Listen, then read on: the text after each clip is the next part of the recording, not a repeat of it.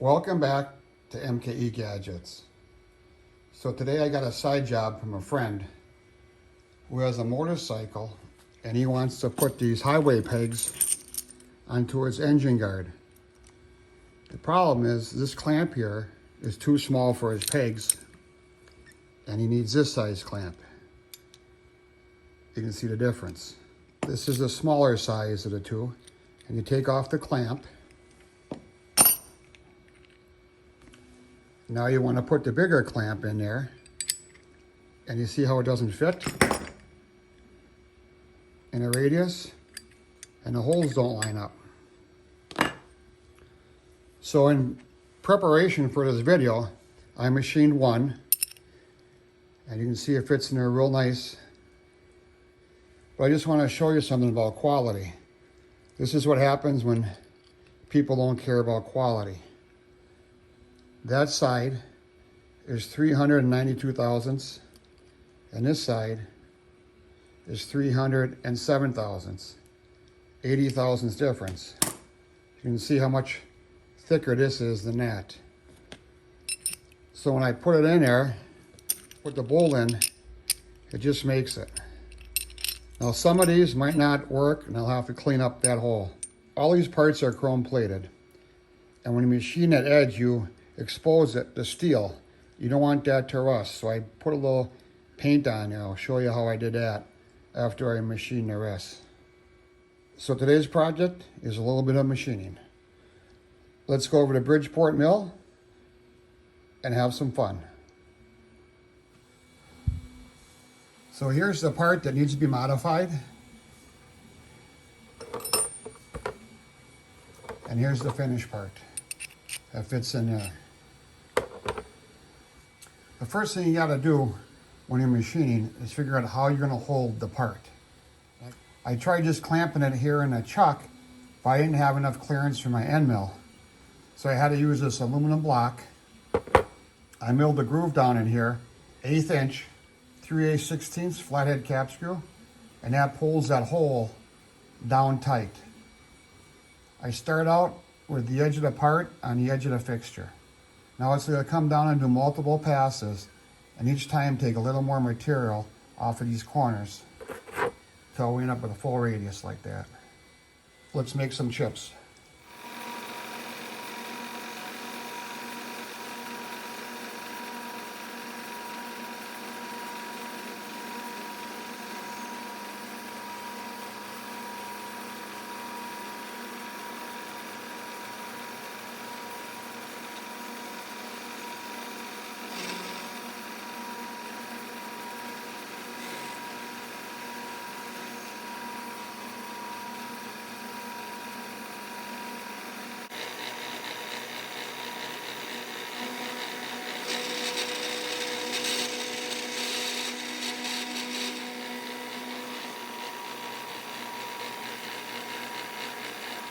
So that was 11 passes. The first pass didn't take any stock at all.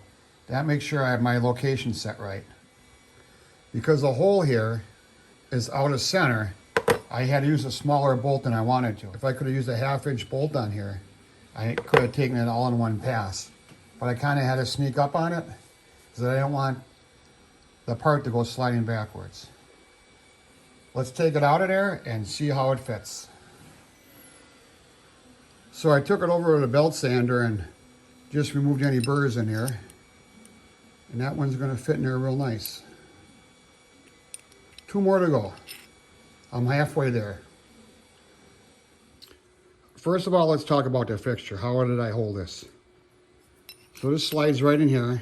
And I said I put a little groove in there. I marked it L for left side in case I would take it apart. I don't know if you can see how much the center of this hole is off. Now if the hole of the part was centered better, I would use a 1/2 inch screw, but here I had to use a 3/8. So you see with this flathead cap screw, when you tighten it up, the angle pulls that hole down. It can't go left or right because of the grooves in there. So this is like fixture 101 class. If you flip the fixture around, and you don't use the grooves and you tighten it down,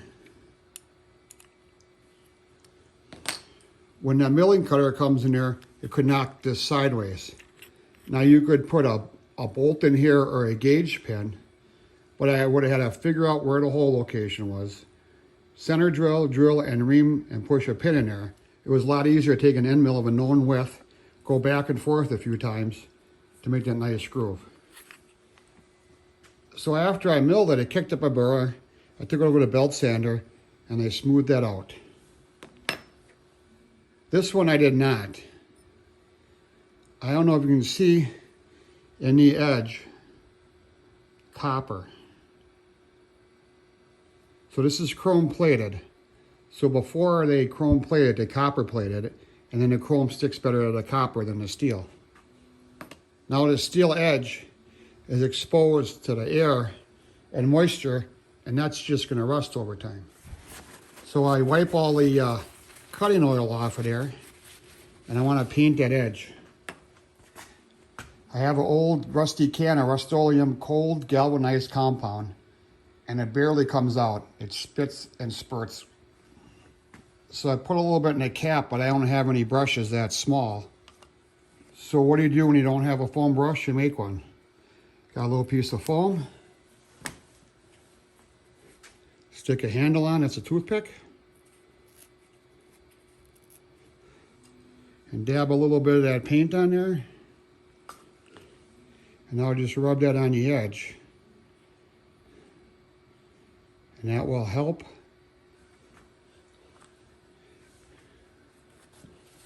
And that should help that from rusting. I'm just going to wipe off the front. Now I'll put a little more on.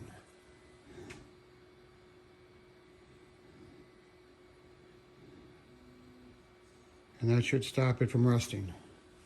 Once that's in this clamp holder, you won't even see that edge. But you don't want any moisture to get in here and to rust that part. The client who I'm doing this for might have to take this apart and paint it every year. You could put some ladies' fingernail polish on there, or even some clear fingernail polish on there, just so the water and oxygen can't get to that steel. So this is MKE Gadgets. I hope you enjoyed today's video. A little machining side job for my friend David. His birthday is around the corner, so this is going to be my birthday gift to him, this machining. The first part took me around 4 hours because I had to figure out how to hold it, and the first 2 tries failed until I made my fixture block here. That worked out excellent. I'm going to save this and I can use this for other jobs and other fixtures, just drill holes, and I can mill it smooth and make something else out of it in the future. And then the last 3 took about 15 minutes each. So please support my channel by subscribing. And thanks, we'll see you tomorrow.